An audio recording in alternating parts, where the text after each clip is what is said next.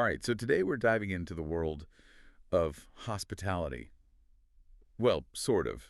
You knew there'd be a twist, right? Haha, there's always a twist, isn't there? What have you got for us this time? Well, we've got a LinkedIn profile, an article that seems to be questioning the whole point of hotel reviews, and another one Hmm.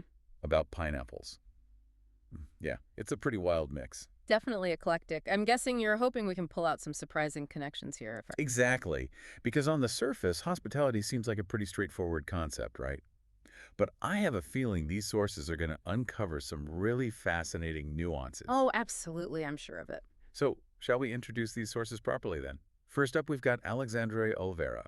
He's spent over 20 years in the hospitality industry, mostly in Brazil. Okay, over 20 years, so this is someone who knows what they're talking about. Right. And get this, his LinkedIn profile is incredible. He's done it all: night auditor, reception coordinator, even had his own business selling collectibles for a bit. And on top of all that, he's currently studying for another degree, Wow, talk about multi-talented. What's he studying? Portuguese and English literature. I know, right? It makes me even more curious about how all these experiences connect to the bigger picture of hospitality. I think what's so interesting about Alexandra's career path is that it really highlights how hospitality isn't just about one specific skill set. It's this multifaceted field that requires adaptability, cultural understanding, and a real knack for connecting with all sorts of people. That actually reminds me of this time I was traveling solo in this new city, felt totally overwhelmed. And the hotel receptionist, they were incredible. They didn't just like check me in that they actually spent time with me, helping me figure out the city, recommending these little hidden gems. Yeah. Even calmed me down when I thought I'd lost my passport. It turned what could have been a stressful trip into something really memorable.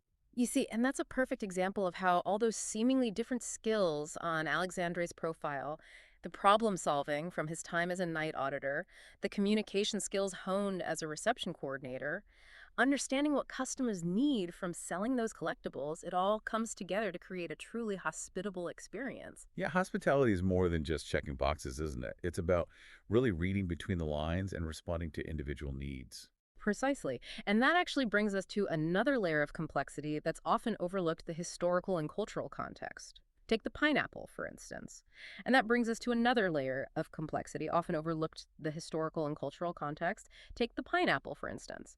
Our next source, abacaxi nas mãos, that's a pineapple in the hens.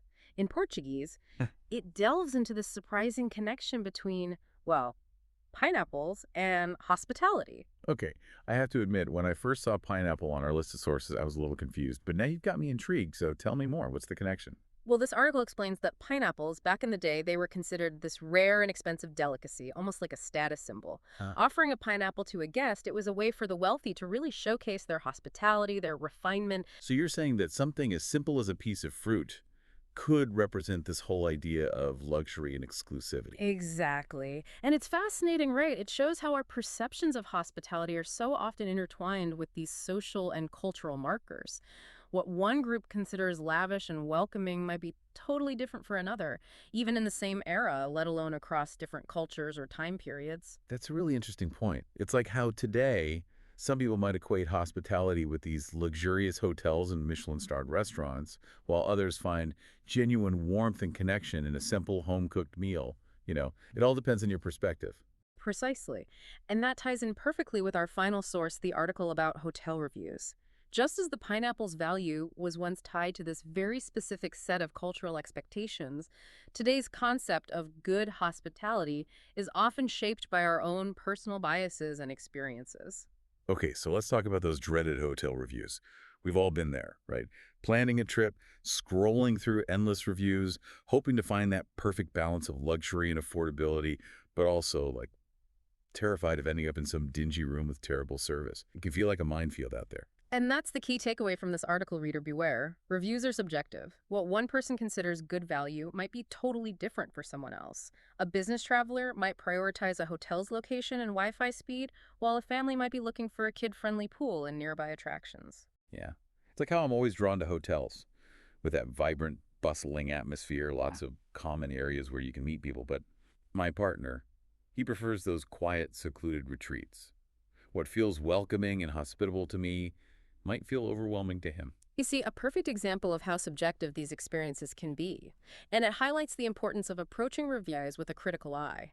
Don't just rely on star ratings or sweeping statements. Look for patterns in the feedback. Consider who's writing the review and what their priorities might be. Try to find those reviewers who share your own preferences. So if I'm planning a trip with my young nephews, for example, maybe I should prioritize reviews from families with young children rather than, say, solo backpackers or couples looking for a romantic getaway. Exactly. The more you can align your own needs and expectations with those of the reviewer, the more insightful and valuable that review becomes. So from pineapples to online reviews, it seems like we're seeing a common thread here. This idea that hospitality is deeply personal and shaped by individual perceptions. Absolutely. And I think that's a powerful insight, isn't it? It encourages us to think beyond those surface level expectations and appreciate the multitude of ways in which hospitality manifests itself, both in our personal lives and in the wider world. It's less about following some set formula and more about approaching each interaction, each experience, with a sense of openness, understanding, and maybe even a little bit of historical curiosity. I couldn't have put it better myself. It's about recognizing that everyone experiences and values hospitality differently.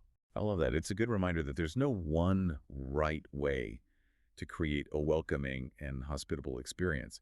It's about being mindful of individual preferences and those cultural nuances like we were talking about. Exactly. And it's something to think about not just when we're traveling or receiving service somewhere, but even in our own interactions. How can we cultivate that same spirit of generosity and understanding in our daily lives? It's a big question. Yeah, it really is. I think it's easy to get caught up in the logistics of it all, the amenities, the service, all of that. But at the end of the day, hospitality really comes down to human connection.